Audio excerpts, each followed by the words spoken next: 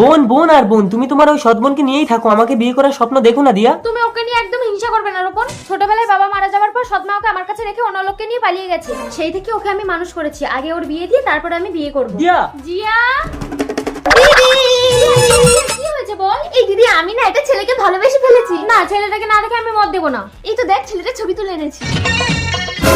কি হলো দিদি, তুই কি ছেলেটাকে চিনিস? ছেলেটা তোকে ভালোবাসে। আমি ওকে লজ্জায় বলতে পারিনি, তুই একটু বলে দিবি প্লিজ? না, ছেলেটা একদম ভালো না জিয়া। আমি জানি আমি তোমার সৎবোন বলে তুমি আমার একদম ভালো চাও না।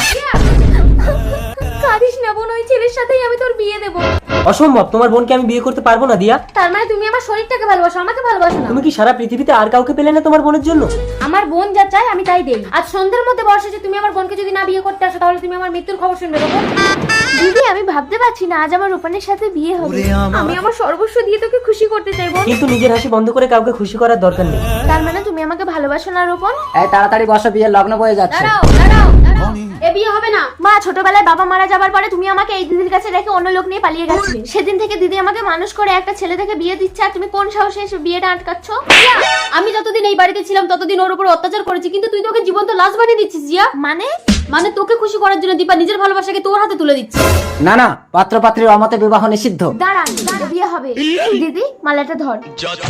নাও জামাই বাবু, নিজের জিনিস নিজে বুঝে নাও। এ তো রাজ্যটক, যদিয়ং হৃদয়ং মামা।